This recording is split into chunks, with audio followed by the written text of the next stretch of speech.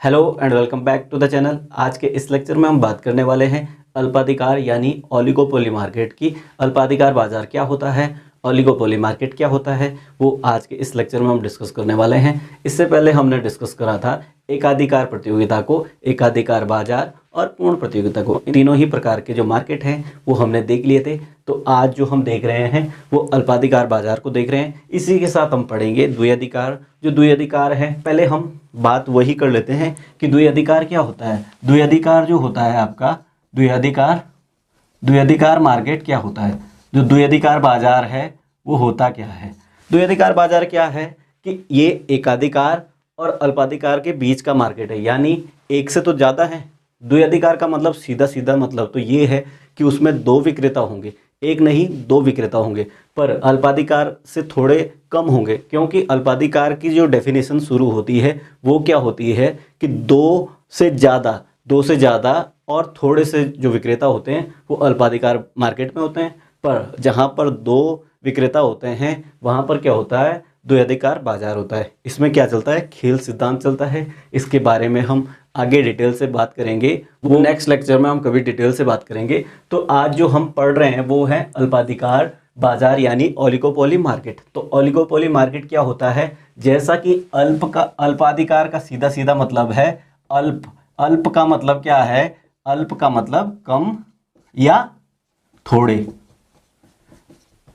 अल्प का क्या मतलब होता है, अल्प का मतलब होता है कम या थोड़े से। अधिकार का मतलब आपको पता ही है, बेचने वाले। ठीक, बाजार आपको पता ही है कि जिस मार्केट में, जिस बाजार में कम या थोड़े से बेचने वाले होंगे वो बाजार आपका क्या कहलाएगा, अल्पाधिकार बाजार यानी ओलिगोपोली मार्केट। अब ओलिगोपोली मार्केट का या अल्पाधिकार बाजार का उदाहरण क्या ले सकते हैं, तो इसमें हम दो चीज़ों का उदाहरण लेंगे जो आपके डेली लाइफ में यूज होती हैं। पहली है आपकी, जो आप देखते भी हैं, पहला क्या है आपका, सीमेंट। पहला उदाहरण लेंगे हम सीमेंट का, और दूसरा जो उदाहरण लेंगे, दूसरा लेंगे हम दूरसंचार कंपनियों का। दूरसंचार कंपनियां, संचार कंपनी, दूरसंचार कंपनी का लेंगे। दूरसंचार कंपनी तो आपको पता ही होगी। देखो, सीमेंट का उदाहरण और दूरसंचार कंपनियों का उदाहरण, इसका क्या मतलब है, इसका मतलब ये है कि ये क्या हैं, ऐसी कंपनियां हैं जिनको हम गिन सकते हैं। मतलब 8 से 10 ही कंपनियां होंगी, और वैसे ही सीमेंट की भी क्या है, 8 से 10 या 15 से 20 तक कंपनियां होंगी।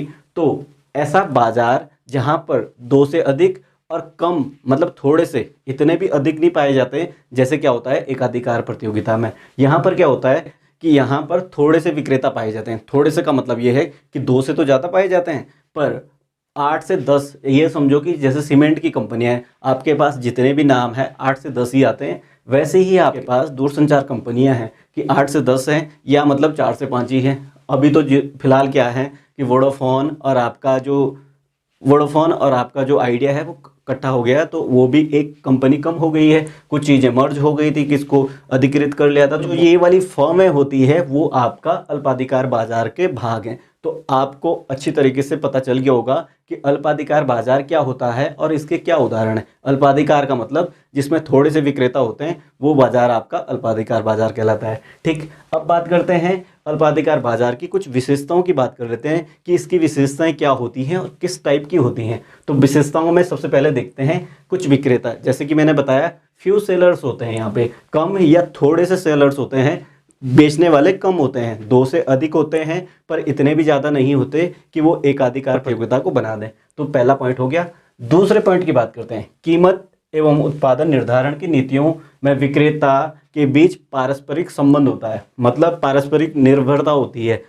इनमें क्या है, कीमत और उत्पादन, कीमत और जो उत्पादन है यानी प्राइस और प्रोडक्शन का क्या रहता है, इनका एक संगठन बना रहता है। विक्रेताओं के पारस्परिक मतलब जो दूसरी कंपनी है उस पर निर्भर करता है, सारी कंपनियों पर निर्भर करता है, उस हिसाब से ये प्राइस और प्रोडक्शन तय करते हैं। दूसरा पॉइंट हो गया।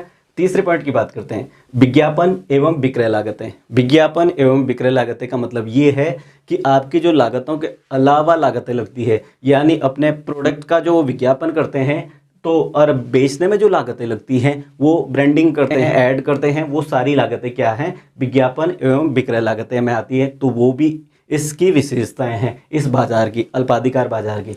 चौथे पॉइंट की बात करते हैं, प्रतिद्वंदियों के बीच निरंतर संघर्ष रहता है। ये वाला जो पॉइंट है वो एग्जाम में भी बहुत बार पूछा जाता है। प्रतिद्वंदियों के बीच निरंतर संघर्ष का मतलब है ये वाला बाजार गलाघोट प्रतियोगिता के नाम से भी जाना जाता है। यानी अल्पाधिकार में क्या होता है, गलाघोट प्रतियोगिता होती है, प्रतिद्वंदियों के बीच निरंतर संघर्ष चलता रहता है। जैसे कि आजकल युद्ध चल रहा है, तो वो भी इसी वजह से है कि भाई वो उसकी बात नहीं मान रहा है, उसकी बात नहीं मान रहा है तो उसने उस पर अटैक कर दिया।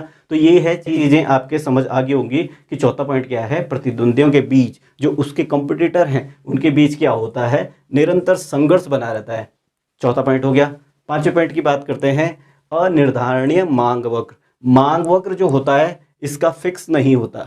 जो मांग वक्र होता है वो फिक्स नहीं होता। क्यों फिक्स? इसलिए नहीं होता है, अगर सारी कंपनियों ने प्राइस डिक्रीज करे हैं तो इसे भी डिक्रीज करने पड़ेंगे, इंक्रीज करे हैं तो इसे भी इंक्रीज करने पड़ेंगे। तो इस वजह से क्या है कि मांग वक्र का पता नहीं रहता कि किस प्रकार का बनेगा। ठीक, छठे पॉइंट की बात करते हैं, प्राइस रिगिडिटी यानी कीमत दृढ़ता बनी रहती है इस मार्केट में।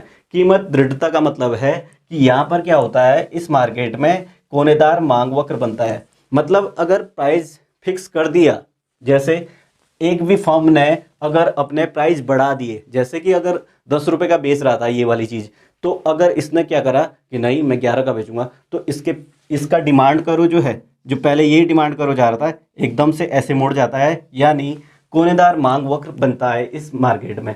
तो छठे पॉइंट की हमने बात करी, कीमत दृढ़ता पाई जाती है। जो कीमत फिक्स हो जाती है वो आपकी कीमत दृढ़ता में आती है। जैसे क्या होता है कि ऑयल वाली जो है, पेट्रोल जहाँ पर होता है, पेट्रोल या डीजल जहाँ पर होता है, वहाँ पे क्या है, पहले हर देश अलग अलग देशों से खरीदता था और अलग अलग रेट पे खरीदता था। फिर उन्होंने क्या करा कि जो ऑयल वाले देश हैं जिनके पास वो तेल हैं, तो उन्होंने क्या करा, एक संगठन बनाया यानी कार्टेल बनाया। तो इस अल्पाधिकार में भी कार्टेल ही बनते हैं। उससे क्या है कि सारे मार्केट में एक जैसा रेट रहेगा, कहीं से भी वो खरीदे। ठीक है, तो ये आपका कीमत दृढ़ता हो गई। सातवें पॉइंट की बात करते हैं, विभिन्न फर्मों के उत्पादों के लिए ऊंची मांग की आड़ी लोच। ऊंची मांग की आड़ी लोच, तो मांग की आड़ी लोच तो आपको पता ही है कि मांग की आड़ी लोच किस में पाई जाती है, पूरक वस्तुओं में और स्थानापन्न वस्तुओं में। तो ये वाली जो मांग की लोच, आड़ी लोच है, वो आपका अल्पाधिकार में क्या है, ज़्यादातर स्थानापन्न वस्तुएं आती हैं। मतलब एक की जगह हम दूसरी कंपनी का माल यूज करते हैं, होता वही है। जैसे देखा होगा आपने, सीमेंट है तो अल्ट्राटेक की भी वही है, एसीसी की भी वही है। अब वो सोच के ऊपर निर्भर करता है, या उन्होंने विज्ञापनों के द्वारा ये बता दिया है कि हमारी सीमेंट बहुत अच्छी है। वैसे ही दूरसंचार कंपनियां हैं, भाई बात तो आपने इस कंपनी से भी हो जाएगी और उस कंपनी से भी हो जाएगी। रिचार्ज आपको इसमें भी डलवाना पड़ेगा, उसमें भी डलवाना पड़ेगा। वो क्या करते हैं, फैसिलिटीज़ देते हैं। जिस जिस हिसाब से फैसिलिटीज़ देते हैं वो आपका किस में आता है, विज्ञापन और विक्रय लागत में आती है। तो आई होप कि आपको ये चीज़ें अल्पाधिकार बाजार समझ आ गया होगा। तो आज जो हमने डिस्कस करा वो अल्पाधिकार बाजार यानी ओलिगोपोली मार्केट को पढ़ा। तो आई होप कि आपको ये लेक्चर समझ आ गया होगा। तो वीडियो को लाइक करें, अपने दोस्तों के साथ शेयर करें, और चैनल पर नए हैं तो चैनल को सब्सक्राइब करना ना भूलें।